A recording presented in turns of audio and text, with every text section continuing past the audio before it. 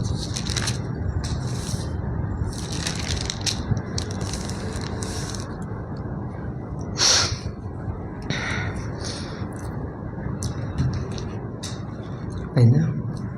కీర్తనలు 93వ కీర్తన 5వ వచనం. పరిశుద్ధమైన దేవుని నామమును బట్టి ప్రార్థించడానికి ముందుగా ఈరోజు పరిశుద్ధాలయంలో దేవుడు మన నిమిత్తమై, ప్రార్థన నిమిత్తమై ఉన్నతమైనటువంటి ఆయన నామ సామర్థ్యతను మనం మెరిగి ప్రార్థించినట్లుగా దేవుడు సహాయం చేయగాక. కీర్తనలు 93వ కీర్తన 5వ వచనం మనం చదువుకుందాం. నీ శాసనములు ఎన్నటెన్నటికి పరిశుద్ధతయే నీ మందిరమునకు అనుకూలము. నీ శాసనములు ఎన్నడను తప్పిపోవు. యెహోవా, ఎన్నటెన్నటికి పరిశుద్ధతయే నీ మందిరమునకు అనుకూలం. చిన్న ప్రార్థన చేసుకుందాం. దేవుడి మాటలు మనతో మాట్లాడు. ప్రార్థన. ప్రేమ కలిగిన మా తండ్రి, కృప కలిగిన మా దేవ, మీ పరిశుద్ధమైన మీ నామానికి స్తుతులు స్తోత్రములు అందరములు నాయన. ఆదివారం నీ ఆలయంలో ప్రకటించిన మేరకు మంగళవారం సంఘములో సన్నిధులు చేరి ప్రార్థించడం నేను మాకు ఇచ్చిన ఈ కృపకై నీకు వందనాలు, స్తుతులు స్తోత్రములు. ఇద్దరు ముగ్గురు ఎక్కడ కూడి నా నామన ప్రార్థన చేయదురో వారి మధ్యలో ఉంటాను. మా దేవుడిని నాయన, మా మధ్యలో ఉన్నావని నమ్ముతున్నాం.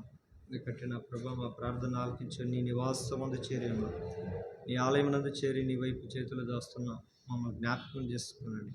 మా ప్రార్థనలు ఆలకిస్తురండి. శివుని మీరు దీవిస్తురండి, ఆశీర్వదిస్తురండి. చదవడం లేఖన వాక్యంలో దీవించి ఆశీర్వది నిలబడుతున్నాను. నీ ఆత్మతో అభిషేకించండి దేవా. నాయన లైఫ్ ద్వారా వెళ్తున్న వాక్యాన్ని కూడా అనేకమైన ప్రజల్లోకి వెళ్ళినట్లు దేవా మీరు కృప చూపిస్తురమ్మని, ఆశీర్వాదకరంగా ఈ సమయం మారుస్తురమ్మని, నీ ఆత్మ నడిపింపు మాకు దయచేయమని యేసు నామమున ప్రార్థిస్తున్నాము తండ్రి, ఆమేన్. కీర్తనలు 93వ కీర్తన 5వ వచనం మనం చదువుతూ వచ్చాం. దావీదు కీర్తనకారుడు ఒక ఉన్నతమైనటువంటి మాటలు ఇక్కడ పరిచయం చేస్తున్నాడు. మొదటి వచ్చిన మనం చూసినట్లయితే యెహోవా రాజ్యము చేయుచున్నాడు. ఇక్కడ మొదటిగా దేవుని రాజ్యం మనకు పరిచయం అవుతుంది. దేవుని యొక్క రాజ్యం ఈ భూమి మీద ప్రభువైన యేసుక్రీస్తు వారు ఆయన తన స్వరక్తం ఇచ్చి తన ఉన్నతమైనటువంటి ప్రేమ చేత ఒక సామ్రాజ్యాన్ని ఏర్పాటు చేశాడు. అది దేవుని యొక్క రాజ్యం. ఈ లోకాధికారి, ఈ అపవాది, ఈ దుష్టుని కాలంలో, ఈ దుష్ట యుగ సంబంధమైనటువంటి దుష్ట సంబంధమైనటువంటి ఈ లోకంలో అపవిత్రమైన, అవిధేయతతో కూడుకున్న అనేకమైనటువంటి దేవునికి వ్యతిరేకమైన, అసహ్యతమైనట్టు కూడుకున్న కార్యాలు కలిగినటువంటి ఈ లోకంలో దేవుడు తన రాజ్యాన్ని స్థాపిస్తూ వచ్చాడు. దేవుని రాజ్యం అంటే ఏంటి, ఆయన రాజ్యం ఎలా ఉంటుంది అనే మాటలు కూడా పరిశుద్ధ గ్రంథంలో చాలా మాటలు మనకు కనపడతాయి. కానీ ఈ రాత్రి మనం పర్టికులర్గా దేవుని యొక్క రాజ్యం ఏంటి అని అంటే, ఇతర రాసిన పత్రికలు అంటాడు, మనల్ని ఆయన రాజ్య సంబంధులుగా చేశాడు. భూలోకంలో ఎంతమంది అయితే యేసు ప్రభుని నిజరక్షకుడిగా అంగీకరిస్తారు, యేసు ప్రభుని ఎంతమంది అయితే తమ స్వరక్షకుడిగా భావిస్తారు, తమ పాపముల నిమిత్తమై, తమ యొక్క పాప నివారణ నిమిత్తమై యేసు ప్రభు నా కొరకు ఈ లోకానికి వచ్చి తను రక్తమును చిందించి నా కొరకు తన ప్రాణం పెట్టి తిరిగి లేచి ఉన్నాడు నమ్మే ప్రతి ఒక్క వ్యక్తి దేవుని రాజ్య సంబంధి. ఆయన సంబంధులు, లోక సంబంధులు, దేవుని సంబంధులు, ప్రకృతి సంబంధులు అనే బైబిల్లో కొన్ని మాటలు మనం చూడగలుగుతాం. కొన్ని సంబంధాలు ఉంటాయి. ప్రకృతి సంబంధులు, ఇహ సంబంధులు, భూ సంబంధికులు, పరలోక సంబంధికులు అని కొన్ని మాటలు పరిశుద్ధ గ్రంథంలో రాయబడుతున్నాయి. యేసు ప్రభు యొక్క రక్తంతో కడగబడిన ప్రతి ఒక వ్యక్తి కూడా దేవుని రాజ్యంలో చేరే ఉన్నతమైనటువంటి అవకాశానికి చేర్చబడతాడు. చూడండి, ఇక్కడ 5వ వచనం చూసినప్పుడు యెహోవా ఎన్నటెన్నటికి పరిశుద్ధత నీ మందిరమునకు అనుకూలం. దేవుడు మనల్ని ఒక రాజ్యముగా చేశాడు. రాజ్యముగా చేసి ఒక సంఘముగా సమకూర్చాడు. జీవం కలిగిన దేవుని సంఘములో ఉన్న మనందరము కూడా ఈ సంఘానికి క్రీస్తు రాజు అయి ఉన్నాడు. ఈ రాజు అయినటువంటి ఈ సమూహంలో చేరిన మనందరము కూడా క్రీస్తు రాజ్య సంబంధికులం. అంత మాత్రమే కాదు, ఆ మందిరంలో మనందరినీ కూడా దేవుడు అంటాడు ఆయన దేవుని యొక్క మందిరముగా మనల్ని పరిగణిస్తాడు. దేవుని యొక్క ఉన్నతమైనటువంటి నివాసముగా దేవుడు మనల్ని పిలుచుకుంటూ ఉన్నాడు.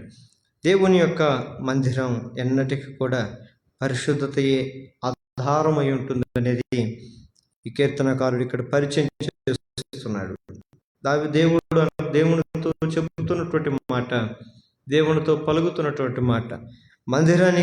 దేవుని మందిరానికి ఏంటి ఆధారమైనది, ఏంటి అనుకూలమైనది అని అంటే పరిశుద్ధతే. అది ఎప్పటికీ అంటే ఎంతవరకు అని అంటే ఇక్కడ అంటాడు, ఎన్నటికీ కూడా పరిశుద్ధతే ఆధారం.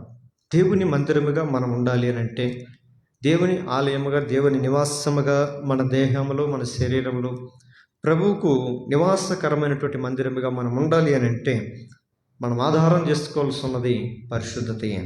పరిశుద్ధత లేకుండా ఎవరు నా ఎత్తుకు రాలేరంటాడు.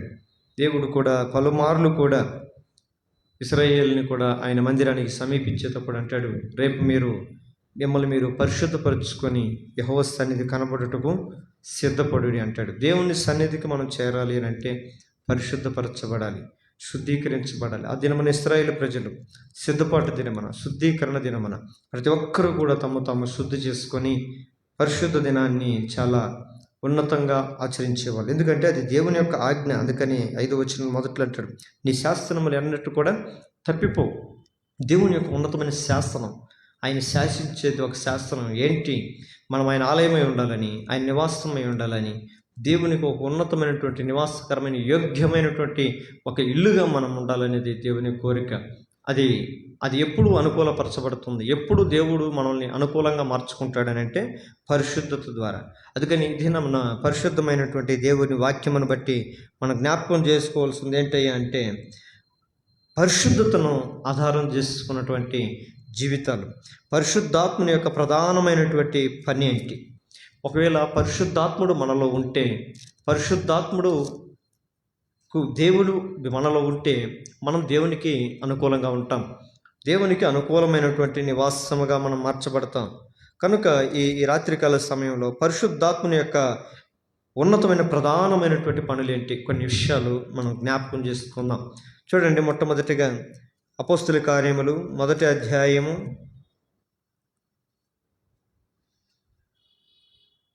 8వ వచనం. అపోస్తుల కార్యములు 1వ అధ్యాయము 8వ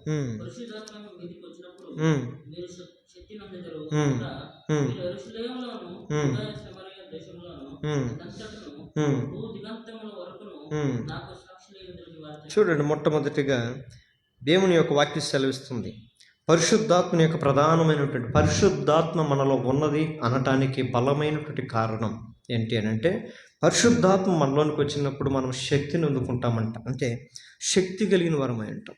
పరిశుద్ధాత్మ లేని శిశువులు, పరిశుద్ధాత్మ పొందుకోలేని యేసు ప్రభు యొక్క శిశువులు భయముతో ఉన్నారు, పిరికితనముతో ఉన్నారు, దేవునికి దూరంగా ఉన్నారు, దాగి ఉన్నారు. నన్ను ప్రజలు ఏం చేస్తారో, లోకంలో శత్రువులు మమ్మల్ని ఏమి గతిపట్టిస్తారని ఒక భయంతో కూడుకున్న జీవితాన్ని గడుపుతున్నారు.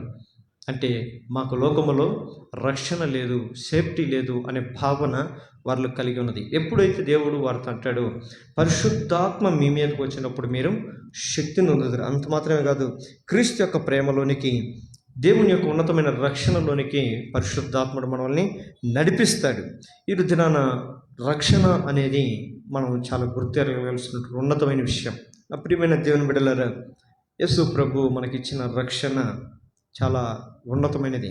యేసు ప్రభు ఈ రక్షణ ఇవ్వటానికి ఆయన పొందుకున్న శిక్ష ఈ భూమి మీద బహుశా ఏ మానవుడు కూడా పొందుకోలేడు కూడా. ఎందుకంటే ఆ శిక్ష ఎవరు అనుభవించలేరని, ఆ ఘోరమైనటువంటి శ్రమ ఎవరు పొందుకోలేరని యేసు ప్రభు నీ నిమిత్తమై, నా నిమిత్తమై, మనందరి నిమిత్తమై ఆయన ఆ శిక్షను భరించాడు.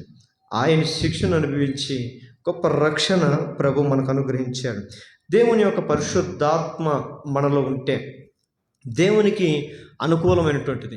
ఎన్నటికీ పరిశుద్ధత నీ మందిరమునకు అనుకూలం. దేవునికి అనుకూలమైన జీవితం మనలో ఉంటే మనలో రక్షణ ఉంటుంది. ఆ రక్షణను మనం కొనసాగించుకుంటూ పోతుంటాం. యేసు ప్రభు ఇచ్చిన రక్షణ అనేది చాలా జాగ్రత్తగా మనం కాపాడుకుంటాం. మన ఒంటి మీద ఉన్న బంగారు, మన ఇంట్లో ఉన్న బంగారు ఏదైతే విలువైంది మనం ఏ రీతిగా మనం జాగ్రత్తగా దాన్ని కలిగి చూసుకుంటామో, యేసు ప్రభు ఈ లోకంలో మనకు అనుగ్రహించిన రక్షణను చాలా జాగ్రత్తగా మనం కాపాడుకుంటాం. రక్షణ మనం కుదవబెట్టలేం. మన విలువైనటువంటి బంగారు, విలువైనటువంటి వస్తువులు ఏ అయినా కానీ ఈ లోకంలో మనం కుదవబెట్టి, లేదంటే వాటిని ఏదో అక్కడో దిక్క మనం వాటిని పెట్టి మనం జీవించవచ్చేమో, కానీ యేసు ప్రభు ఇచ్చిన రక్షణను మాత్రం పొరపాటును మనం ఇతరులకు పెట్టి మనం జీవించలేం. అది ఇవ్వదగలేనటువంటిది, అంత విలువైనటువంటి రక్షణ. ఒకవేళ అది ఇవ్వాలన్నా కూడా ఎవరు కొనలేనటువంటిది గొప్ప రక్షణ. రక్షణ మన జీవితంలో మనం ఒకసారే పొందుకోగలం. రక్షణ మన జీవితంలో నుంచి ఒకసారి పోగొట్టుకుంటే తిరిగి దాన్ని పొందుకోవటం అసాధ్యం. అపోస్తలుడైన పౌలు అంటాడు, పరలోక సంబంధమైనటువంటి రక్షణ ఒకసారి రుచి చూచిన తర్వాత దానిలోంచి తొలగిపోతే తిరిగి దాన్ని పొందుకొనుట బహు అసాధ్యము, కష్టం. యేసు ప్రభు ఇచ్చిన రక్షణను మనము కొనసాగించుకోవాలి, దాన్ని కాపాడుకోవాలి. రక్షణ అనేది ఒక మట్టి పాత్ర లాంటిది, లేదంటే ఒక గాజు పాత్ర లాంటిది. చాలా జాగ్రత్తగా కాపాడుకోవాలి, చాలా భద్రంగా కాపాడుకోవాలి. అది జారి పడిపోయినట్లయితే చాలా కష్టం. జారి పడిపోతే అది పగిలిపోయిన పాత్ర మరి తిరిగి చేయలేము. పగిలిపోయినటువంటి గాజును మనం ఏం తిరిగి అంటించలేము. అదే రీతిగా యేసు ప్రభు మనకి ఇచ్చిన రక్షణను మన జీవితంలో ఒకసారే పొందుకోగలం. పదే పదే నేను రక్షణ పొందుకోగలను అనే ఒక భ్రమలో నుంచి, సాతాను కలిగించే ఒక ఉన్నతమైనటువంటి భ్రష్టత్వం నుంచి ప్రతి మనుషులు కూడా బయటకు రావాలి. అనేకులకి సాతాను కూడా చాలామంది మనుషుల్ని ప్రేరేపించి చెప్తూ ఉంటాడు, ఇదిగో పొరపాట్లు చేసావేమో, దేవుని సన్నిధికి వెళ్ళి క్షమాపణ కొరకు ఆయన క్షమిస్తాడు, ఆయన ప్రార్థన చేయి, ఆయన మన్నిస్తాడు, నీ పాపములన్నింటిని విడిపిస్తాడు అని మనుషుల్ని పాపములు పదే పదే చేయించి ఒప్పుకునేటట్లుగా చేస్తుంటాడు. అయితే దేవుడు ఒప్పుకునేవాడుగా కాదు, విడిచిపెట్టి పరిపూర్ణుడు అవ్వాలనేదే దేవుని యొక్క ఉన్నతమైన కోరిక. కనుక పరిశుద్ధాత్మ మనలోనికి వచ్చినప్పుడు మనల్ని రక్షణలోనికి నడిపిస్తుంది. అంటే యేసు క్రీస్తు లోకానికి రక్షకుడు అనగా యేసు ప్రభు మార్గములో మనం నడిపిస్తుంది. ఈ దినమున ఈ వాక్యం ఉంటున్న దేవుని పిల్లలారా, ఏ మందిరంలోకి వెళ్తున్నావో, ఏ సహవాసములో ఉన్నావో నేను అడగను, కానీ నువ్వు వెళ్తున్నటువంటి నీ మందిరములో, నువ్వు వెళ్తున్న నీ సహవాసములో యేసు ప్రభు ఇచ్చిన రక్షణను బట్టి నువ్వు సాగుతున్నావా? యేసు ప్రభు యొక్క మార్గములో నీవు వెళుతున్నావా? యేసు ప్రభు యొక్క శ్రేష్టమైనటువంటి మార్గములో నుండి వైదొలగక, కుడి ఎడమలో తొలగక ఆ రక్షణ విలువైనదనిగా భావించి నువ్వు దేవునితో నడగలుగుతున్నావా? అలా అయితే నువ్వు పరిశుద్ధాత్మ అనుభవం ఉన్నట్లే. ఒకవేళ ఈ రాత్రి అలాంటి అనుభవంలో లేకపోతే పరిశుద్ధాత్మను కోరుకోవాలి. ఎందుకంటే పరిశుద్ధాత్మ చాలా ఉన్నతమైనటువంటిది, మహోన్నతమైనటువంటిది. కనుక ఆ పరిశుద్ధతోనే మనం ప్రభువుని చేరగలం, పరిశుద్ధతోనే ప్రభువుని చూడగలం, పరిశుద్ధతోనే పరలోకానికి వెళ్ళగలం. అన్నిటిని అనుభవించేటట్లుగా చేసేదే దేవుని యొక్క ఉన్నతమైనటువంటి రక్షణ కార్యం. కనుక రెండవదిగా చూస్తే చూడండి, యోహాను రాసిన సువార్త 15వ అధ్యాయము 8వ వచనం. యోహాను రాసిన సువార్త 16వ అధ్యాయము 16వ అధ్యాయం చూడండి, 16:8 వచనం. 16:8 వచనం.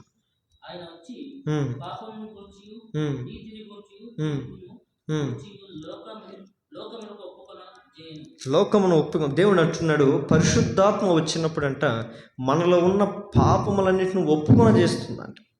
దేవుని యొక్క పరిశుద్ధాత్మ మనలోనికి వచ్చినప్పుడు మనం పాపములు మనం ఒప్పుకునేటట్లుగా చేస్తాం. అంటే పాపం అనేది ఏంటో మనం గుర్తెరగలుగుతాం, పాపం అనేది ఏంటో మనం తెలుసుకోగలుగుతాం.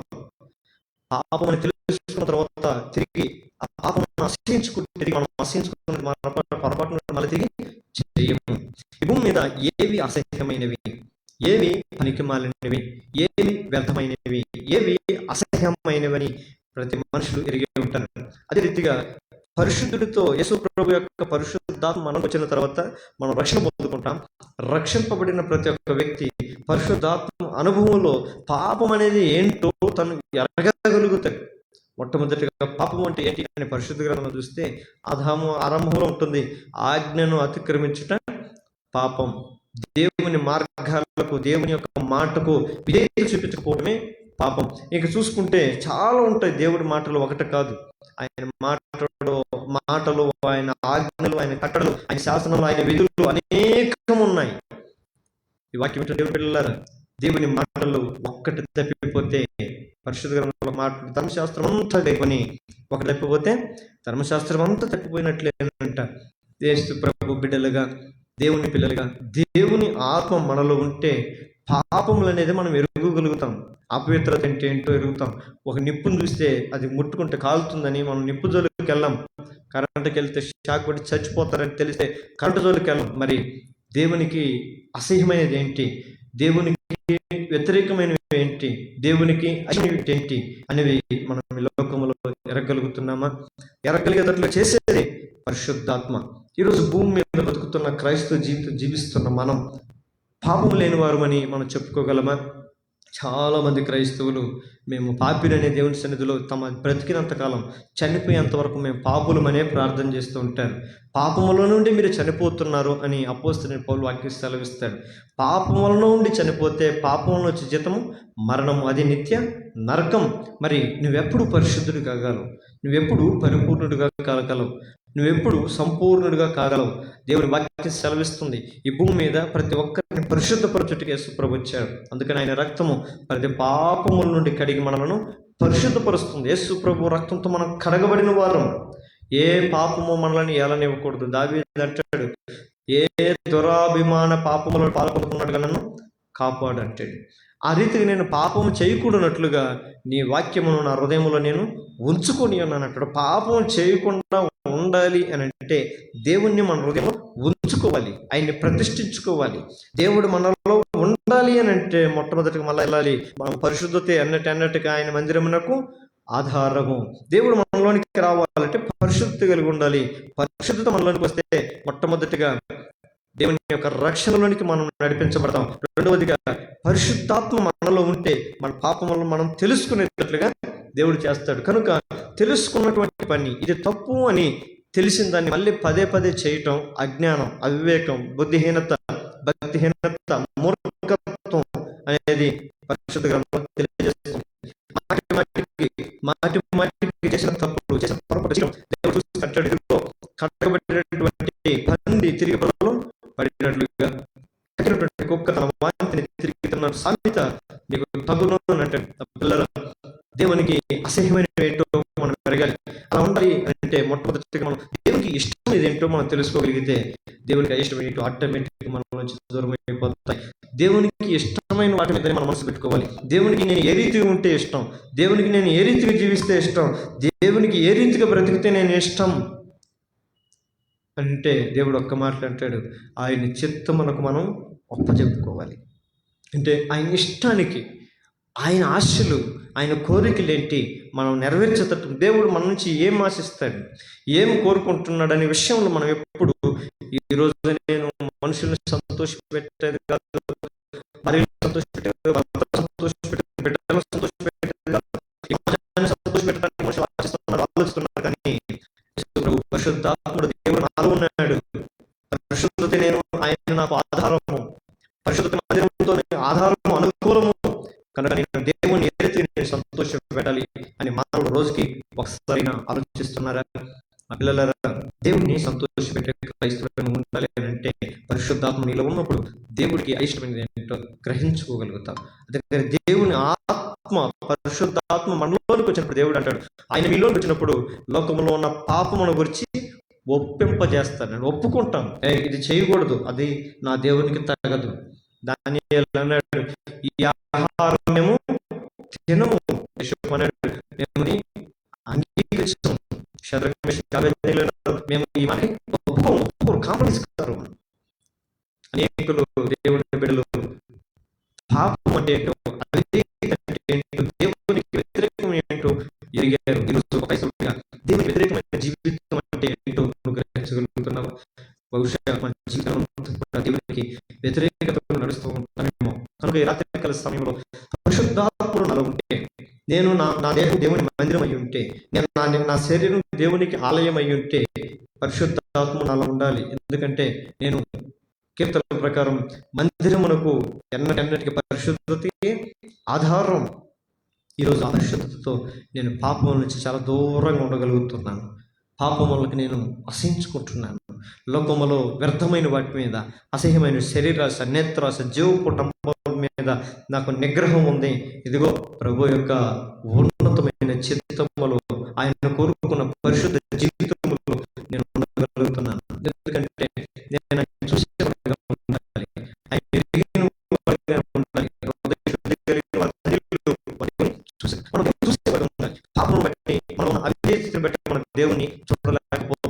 కనుక హృదయం అనేది శుద్ధి చేయబడాలి. శుద్ధి చేయబడడానికి కారణం ఏంటంటే దేవుని వాక్యమును బట్టి. అందుకని దావీదు అంటాడు, నేను ఏ అభిమానంలో కానీ ఏ పాపమును పడిపోకుండా నీ వాక్యమును నాలో ఉంచుకుని ఉన్నాను. ఈ రాత్రికాల సమయంలో దేవుని వాక్యం అనగా దేవుడు మనలో ఉంటే మనము పాపము చేయము. అనగా దేవునికి మాటలకు, దేవుని ఆజ్ఞలకు, దేవుని యొక్క ఉన్నతమైన శాసనాలకు మనం మితిమీరి పోము, వ్యతిరేకంగా నడుచుకోము. దేవుడు ఆజ్ఞాపించిన వాటన్నిటి ప్రకారం మనం నడుచుకోవటానికి ఇష్టపడతాం. మూడవదిగా చూస్తే పరిశుద్ధాత్మ యొక్క ప్రధానమైనటువంటి పని ఏంటో చూద్దామా? యెషయా గ్రంథం అదే 16వ అధ్యాయం 13వ వచనం. అదే యెషయా గ్రంథం 16వ అధ్యాయం 13వ వచనం. 13వ వచనం 16-13. సత్యస్వరూపి ఆత్మ వచ్చినప్పుడు మిమ్మల్ని సర్వ సత్యంలోకి నడిపిస్తున్నాను. చూడండి, మూడవదిగా పరిశుద్ధాత్మ యొక్క ప్రధానమైనటువంటి పనులు చేసే, పరిశుద్ధాత్ముడు మనలో ఉంటే చేసే పనులు, అది మన అంశం. ఏంటంటే పరిశుద్ధాత్ముడు మనం ఉంటే మనం ఎలాంటి పనులు చేస్తాం భూమి మీద, మనం ఎలాంటి, ఆ పరిశుద్ధాత్మ మనలో ఉండి ఎలాంటి పనులు చేస్తుంది. మొట్టమొదటిగా పరిశుద్ధాత్మ క్రీస్తు యొక్క ప్రేమలో, అంటే క్రీస్తుని ప్రేమించి దేవుణ్ణి ప్రేమిస్తాం. మనకి ఇంకా దేని గురించి ప్రేమ ఉండదు. ఆయన మాటలంటే ప్రేమ, ఆయన వాక్యం అంటే ప్రేమ, ఆయన మాటలంటే ప్రేమ, ఆయన పాటలంటే ప్రేమ, ఆయన సన్నిధి అంటే ప్రేమ, ఆయన మందిరం అంటే ప్రేమ. ఆయనకు సంబంధించింది ఏదైనా సరే మనకేముంటుంది, మనకు ప్రేమ ఉంటుంది. దేవుడి ప్రేమ తప్ప మనకు అన్ని ప్రేమలు ఉంటాయి. మనకు కుటుంబం అంటే ప్రేమ, బిడ్డలంటే ప్రేమ, తల్లిదండ్రులు అంటే ప్రేమ, సమాజం అంటే ప్రేమ, సినిమాలంటే ప్రేమ, తిండి అంటే ప్రేమ, అన్ని ప్రేమలు ఉన్నాయి. లాస్ట్లో ఏదో క్రైస్తువుని పేరు పెట్టుకున్నాం కాబట్టి క్రీస్తు ప్రేమని కొద్దిగా ఒక మూల పెట్టుకుని ఉంటాం, కానీ ప్రేమ ఉండదు. క్రీస్తుని పేరు కలిగి ఉంటాం, క్రైస్తువుని పేరు కలిగి ఉంటాం, కానీ దేవుని మీద మనకి పొరపాటున కూడా మనకు ప్రేమ లేదు. ఆ ప్రేమ మనలో ఉంటే రక్షణలోకి నడిపిస్తుంది. అంటే ప్రభు యొక్క అడుగుజాలలో మనం నడుస్తూనే ఉంటాం. మనం ఆగిపోం, సొలసిపోం, సమస్యలపోం. అనేకులు ఈ రోజుల్లో రక్షించబడినానని చెప్పుకొని శిక్షలోనే జీవిస్తున్నారు. నెంబర్ 1, పరిశుద్ధాత్మ మనలో ఉంటే క్రీస్తు ప్రేమలోనికి, రక్షణలోనికి నడిపిస్తారు. రెండవదిగా పరిశుద్ధాత్ముడు మనలో ఉంటే చేసే ప్రధానమైన పని ఏంటంటే పాపములన్నిటినీ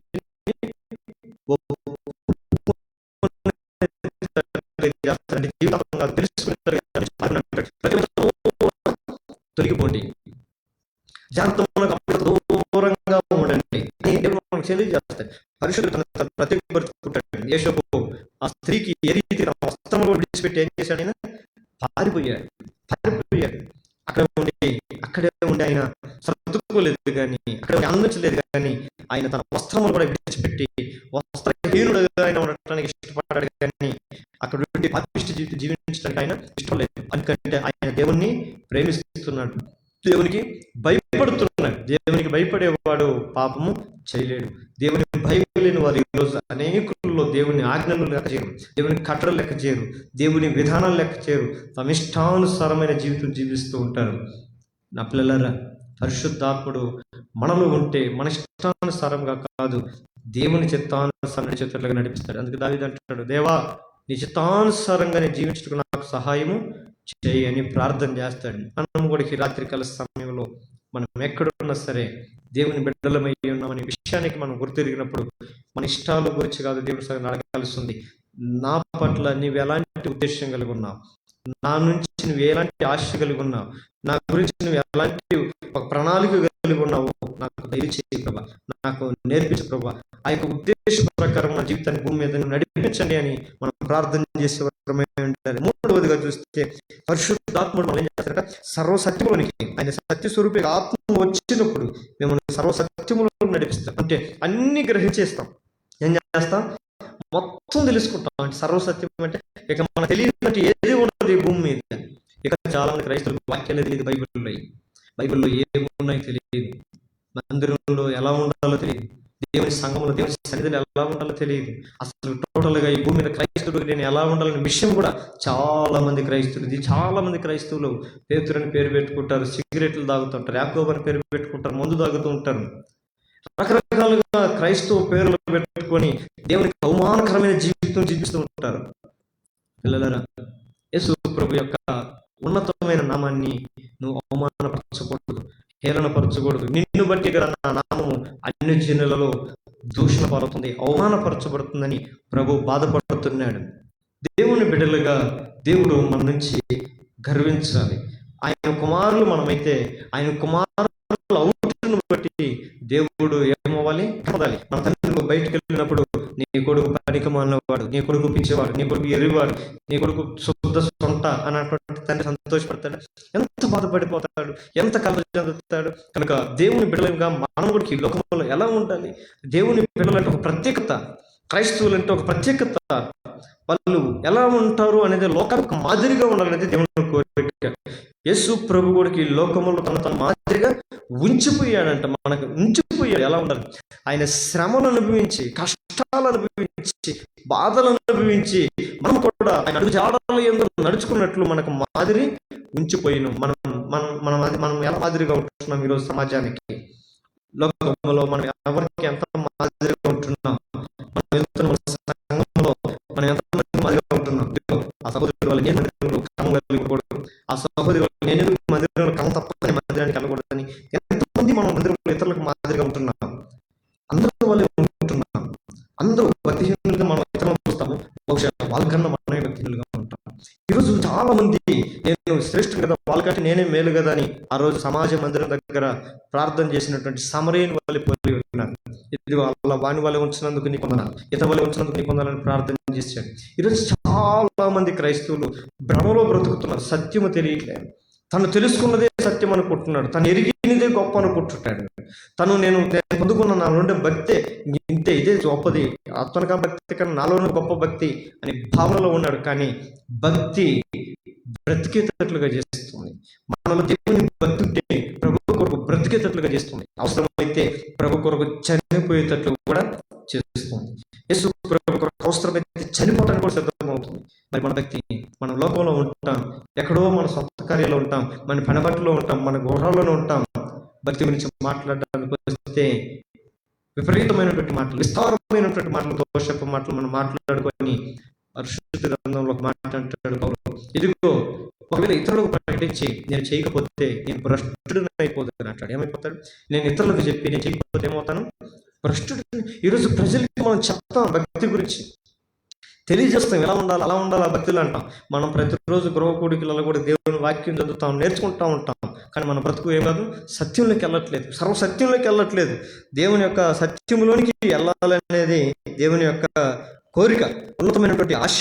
కనుక ఈ రాత్రికాల సమయంలో దేవుడు మనకు తెలియజేస్తున్న మాటలు ఏంటంటే, చూడండి, పరిశుద్ధాత్ముడు మనలో ఉంటే కలుగు చేసే ఒక ప్రధానమైనటువంటి పనులు 3 చూస్తూ వచ్చాం. మొట్టమొదటిది ఏంటి? పరిశుద్ధాత్మ మనలో ఉంటే మనలో చేసే మొట్టమొదటి ప్రధానమైన పని ఏంటంటే, క్రీస్తు ప్రేమలోనికి, రక్షణలోనికి మనల్ని నడిపిస్తుంది. దేవుణ్ణి ప్రేమించేటట్లుగా, దేవుణ్ణి అర్థం చేసుకునేటట్లుగా మనల్ని పురుగొలుపుతుంది. అంత మాత్రమే కాదు, దేవుని యొక్క ఉన్నతమైనటువంటి రక్షణ అనుభవం, పరిశుద్ధాత్మ అనుభవం మనం ఉంటే ఆయన అంటాడు, మన పాపం వల్ల మనం ఒప్పుకునేటట్లుగా చేస్తాం. మూడవదిగా, పరిశుద్ధాత్మ మనలోనికి వస్తే మనలో మొత్తం చేసే ప్రధానమైన పని ఏంటంటే సత్యంలోనికి నడిపిస్తుంది. యేసు ప్రభు ఒకరోజు ఈ భూమి మీద నిలబడినప్పుడు అంటాడు, నేనే సత్యమా. పిలాతు ఎదురుగా నిలబడి అంటాడు, సత్యం గురించి సాక్ష్యం చెట్టుకు నేను వచ్చి ఉన్నాను. ఈరోజు సత్యం అంటే నిజం. ఏంటి సత్యం అంటే? నిజం. ఈరోజు ఒక నిజమైన క్రైస్తవుడిగా మన సంఘంలో బ్రతుకుతున్నామా? జ్ఞాపకం చేసుకోవాల్సింది. ఆ పిల్లలరా, ఈ వాక్యంలో వాక్యం దేవుని పిల్లలరా, నువ్వే సహవాసంలో ఉన్నావు, ఏ సంఘంలో ఉన్నావు, ఆ సంఘంలో ఒక నిజమైన క్రైస్తవుడిగా ఉన్నావు. అయితే పరిశుద్ధాత్మ ఏం చేస్తుంది తెలుసా? నీలో అసత్యమే ఉండదు. అంటే నీ నోటితో పలికే భక్తి జీవితమే నీ బ్రతుకులో ఉంటుంది. నువ్వు చూపించే జీవిత భక్తి విధానమే నీతో ఉన్నతమైనటువంటి అనుభవాన్ని లోకానికి పరిచయం చేస్తుంది. కనుక సంఘంలో ఒక నిజమైన క్రైస్తవుడిగా ఉండాలి. సంఘంలోనే కాదు, సమాజంలో కూడా నీవు ఒక సత్యమైనటువంటి క్రైస్తవుడిగా బ్రతకాలి. నీలో అబద్ధత కనపడకూడదు. అబద్ధం అనేది ఏది కూడా మనలో ఉండకూడదు. అసత్యం అనేది ఏది ఉండకూడదు. కల్పితం అనేది ఏది ఉండకూడదు. రాత్రికాల సమయంలో సంఘాలలో మనం ప్రార్థించాల్సింది. ఈరోజు సంఘాలలో దేవుని పరిశుద్ధాత్మ నడిపింపు చాలా మంది కావాలి. పరిశుద్ధాత్మ సంఘంలో ఉంటే, సంఘంలో ఆ సంఘం చేసే పని ఏంటంటే రక్షణలో ఉంటుంది. ఆ సంఘంలో ఉన్న ప్రతి ఒక్కరు కూడా రక్షింపబడిన వారే ఉంటారు. నెంబర్ 1, యేసు ప్రభు యొక్క పరిశుద్ధాత్మ ఏ సంఘములలో ఉంటుందో ఆ సంఘము క్రీస్తుని ప్రేమించే సంఘంగా ఉంటుంది. మొదటగా క్రీస్తు యొక్క ప్రేమలోను అనగా రక్షణలోను నడిపిస్తుంది. ఈరోజు మన సంఘం, మన సహవాసం దేవుని యొక్క నివాసమైనటువంటి మనం ఆ రీతిగా క్రీస్తు ప్రేమించే ఈ దేహంతో దేవుని ప్రేమిస్తున్నామా? ఈ శరీరంతో దేవుని ప్రేమిస్తున్నామా? మరి ఈ రాత్రి కాల సమయంలో ఆ రీతికి రాకపోతే పరిశుద్ధాత్మను కోరుకోవాలి. పరిశుద్ధాత్ముడు నీకు ఎంత అవసరం. యేసు ప్రభు అంటాడు కదా, ఇదిగో నేను వెళ్ళుట మీకు ప్రయోజనకరమైనది అంటాడు. సువార్త 16 మనం చదువుకుంటే నేను వెళ్ళుట మీకు ప్రయోజనకరం, నేను వెళ్ళిన తర్వాత మీ మధ్యకు ఆదరణకర్తను నేను పంపిస్తాను. అనగా పరిశుద్ధాత్మ మేము పంపిస్తాను. పరిశుద్ధాత్మ మీలోనికి వచ్చినప్పుడు మీరు సర్వసత్యంలోనికి నడిపించబడతారు. ఇంకా మీరు అనుకున్నవన్నీ అబద్ధాలని గ్రహించి సత్యము ఏదో ఎరిగి అసత్యమైన మార్గంలో నడుస్తారు. ఇక్కడ చాలా మంది అబద్ధ మార్గంలో వెళ్తున్నారు. క్షీణమైపోయే ధనం, నశించిపోయే లోకం, పాడైపోయే కాలిపోయే ఒక సంపదల కొరకు మనుషులు అనేకులు కూడా భూమి మీద పరుగులు పెడుతున్నారు. ఒక క్రైస్తవుడు, నీ పరుగు ఎట్లా ఉంది? నీ పరుగు ఎక్కడికి వెళ్తున్నావు? నీ పరుగు ఏంటి? నేను పిలిచిన దేవుడు పరిస్థితి ఏంటి? నేను పిలిచిన దేవుడు నీ ముందున్నాడా? ఆయన అనుసరించి నడుస్తున్నావా? పరిశుద్ధాత్మ నీలో ఉంటే ప్రధానంగా చేసే మొదటి పని క్రీస్తును ప్రేమించి ఆయన రక్షణ నిశ్చితంగా చేస్తున్నాం. ఒకవేళ ఈ వాక్యం వింటున్న మీ జీవితంలో కూడా ఇంకా అలాంటి రక్షణ అనుభవం పొందలేకపోతే, దేవుడిని నువ్వు ఎంతగా ప్రేమిస్తున్నావు, దేవుడిని నువ్వు ఎంతగా ఆశిస్తున్నావు అనేది నీ జీవితంలో రక్షణకు ఒక ప్రధానమైనటువంటి నాంది. నీలో రక్షణకు పునాది ఒకటి ఉంది అనడానికి ఏంటంటే దేవుని నువ్వు ఎంతగా ప్రేమిస్తున్నావు అనేది టాలీ చేసుకోవాలి. దేవుడి అంటే నీకు ఎంత ప్రేమ, దేవుని పరిచర్య అంటే నీకు ఎంత ప్రేమ, దేవుని సంఘం అంటే నీకు ఎంత ప్రేమ, దేవుని ఎంత ప్రేమ, ఎంత ప్రేమ ఉంది, ఎంత ప్రేమ ఉంది.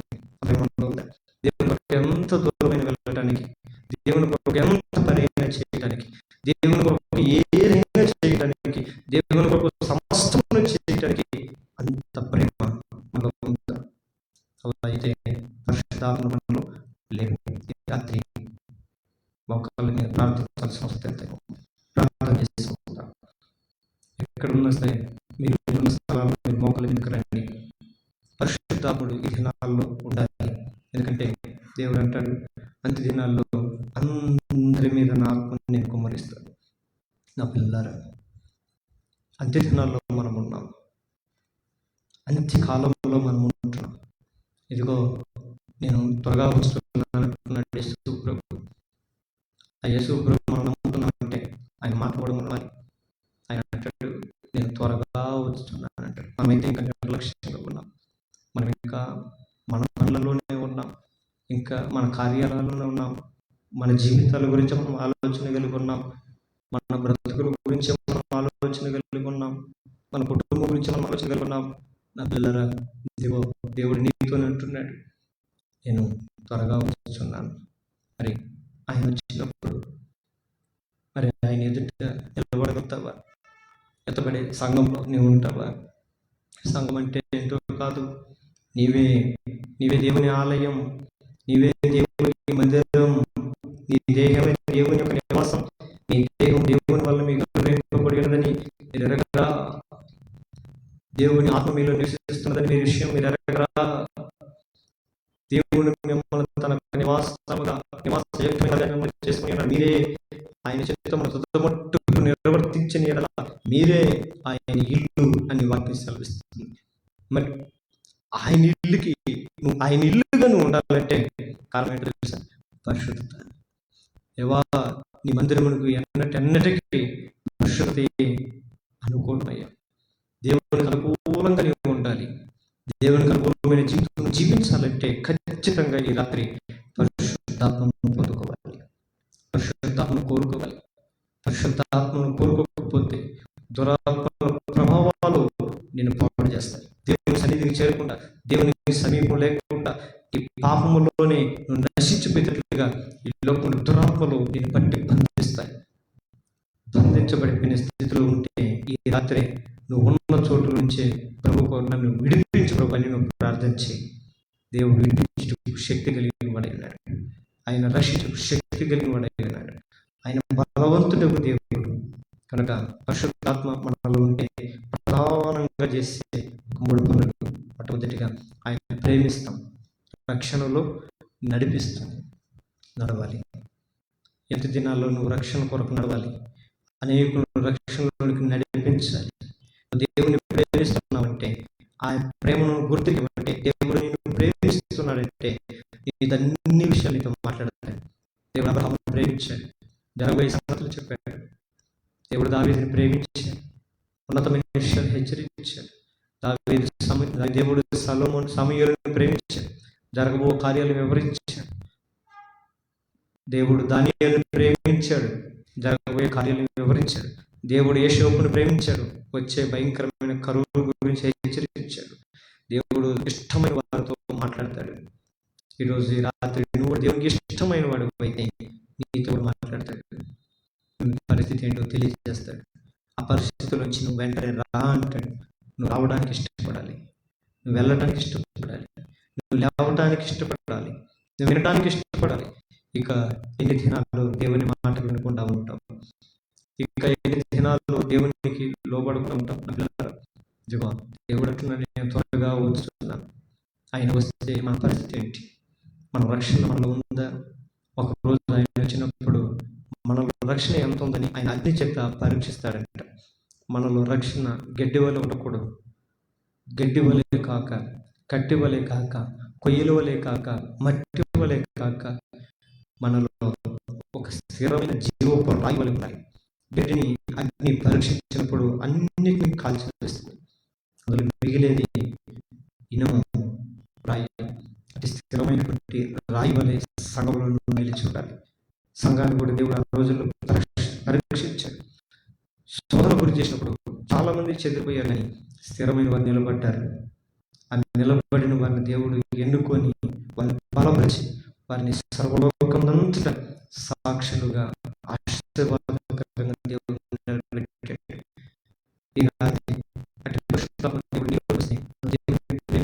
రక్షణ నడుస్తుంటాం. రెండవదిగా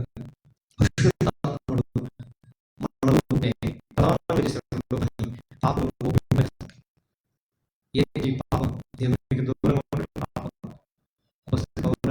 అయ్యో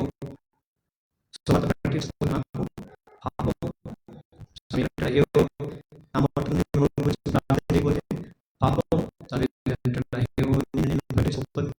పాపం పాపం మన రోజులో ఎవరికైనా స్వాత ప్రకటిస్తున్నామా?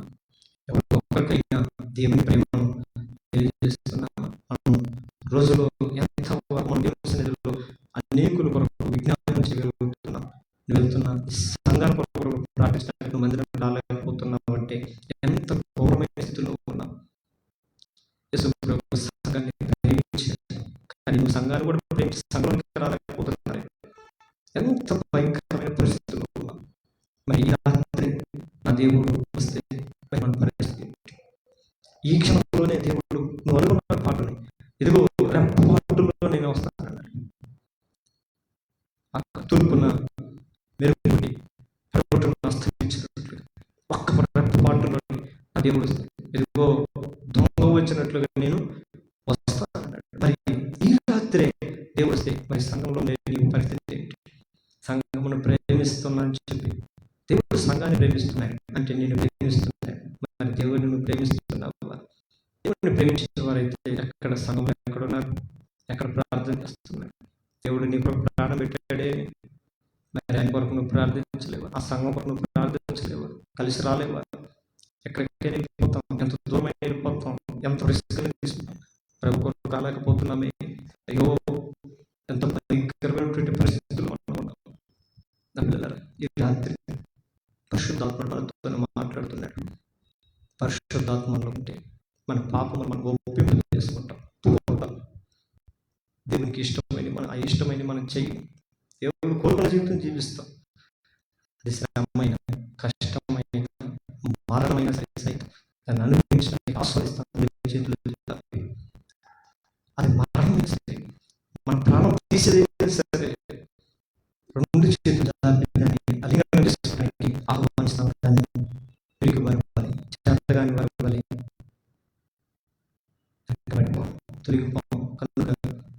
ఈ రాత్రి నీ పాపములన్నింటినీ ఒప్పుకుంటున్నావా? నీ పాపం అంటే ఏంటో అసలు ఎరుగుతున్నావా? కొంతమంది అన్నారు ఏ పాపం లేదనుకుంటారు. అంటే పాపమే తెలియదు వాళ్ళకి. మన పాపం ఏంటి తెలియాలంటే పరిశుద్ధమైన దేవుని దగ్గరకు రావాలి, ఆయన సహవాసం చేయాలి, ఆయన నిత్యత్వంలో ఉండాలంటే ఆయన సన్నిధానంలో మనం జీవించాలి. అప్పుడు పరిశుద్ధాత్ముడు మన పాపలన్నిటి విషయమై మనల్ని ఒప్పింపజేస్తాడంటే ఒప్పుకుంటాం. ఆయన సన్నిధికి రానంత వరకు మన పాపం కప్పుకుంటూనే ఉంటాం, సమర్థించుకుంటూనే ఉంటాం. కనుక నా పిల్లల ఎంత దినాల్లో ఉన్నాం. పాపం ఏంటి ఎరగదాం. పాపం లేటన్నీ ఎరగాలంటే పరిశుద్ధ గ్రంథాన్ని ప్రతిరోజు తప్పకుండా ధ్యానించాలి, చదవాలి. బైబిల్ని బాగా చదువుతుంటారు. చాలా మంది చదువుతుంటారు కానీ గ్రహింపు ఉండట్లేదు. చాలా మంది చదువుతున్నారు కానీ అవగాహన ఉండట్లేదు. కానీ పరిశుద్ధ గ్రంథం ఒక మాట ఉంటుంది, యెహోవా గ్రంథమును పరిశీలన చేసి చదువుతుంది. పరిశీలించి చదవాలి, పరిశీలన చేయాలి, అందులోనికి మనం వెళ్ళిపోవాలి. ఆ వాక్యం జీవితంలో మనం పోల్చుకోవాలి. అప్పుడు మన పాపం ఏంటో మనకు అర్థమవుతుంది. దేవుని వాక్యం అర్థం అంటే దాని నుంచి మనం చూసుకోవాలి. ఆ వాక్య వెలుగులు ఇతరులను చూసుకుంటుంటే మనం మరుగున పడిపోతాం. ఆ వాక్య వెలుగులు ఇతరులను పోల్చుకుంటుంటే మనం నాశనం అయిపోతాం. ఆ వాక్య వెలుగులో మనమే పరీక్షించుకోవాలి. ఆ వాక్య వెలుగులో మనమే సరి చేసుకోవాలి. ఆ వాక్య వెలుగులో మనమే దిద్దుకోవాలి. ఆ వాక్య వెలుగులో మనమే బోధించుకోవాలి. అప్పుడు మనం పరిపూర్ణులు అవుతాం. కనుక మూడవదిగా పరిశుద్ధాత్ముడు మనలో ఉంటే ప్రధానంగా చేసే మూడవ పని సర్వసత్యంలోకి నడిపిస్తాడు. ఇంకా అబద్ధాలవి, వ్యర్థమైన వాటివి, ఒట్టొట్టివి, మోసమైనవి, నాశమైపోయి గతించిపోయి పాము ఏది సత్యమే ఎరగతాం. ఆ సత్యమే మనం ఆరాధిస్తున్న ప్రభువైన యేసు క్రీస్తు. వెళ్తాం, నీవే సత్యమే. ఈ లోకంలో ఏది కూడా ఉండదు. ఈ లోకంలో ఏది నాతో రాదు. ఈ లోకంలో ఏది నాతో ఉండదు. ఈ లోకాన్ని నేను ఒక్కరు విడిచిపెట్టాలి. ఈ లోకాన్ని నేను విడిచిపెడితే ఇదిగో నిత్యం ఉండేది నీవే, నేను నీతో ఉండాలి. కనుక ఆ నిత్య రక్షణలోకి నేను చేరాలంటే, ఈ లోకంలో నేను ఎక్కడికైనా నడవాలంటే సత్యంలోకి నడిపిస్తాను. ఆయనే సత్యం. సంఘాలకు కూడా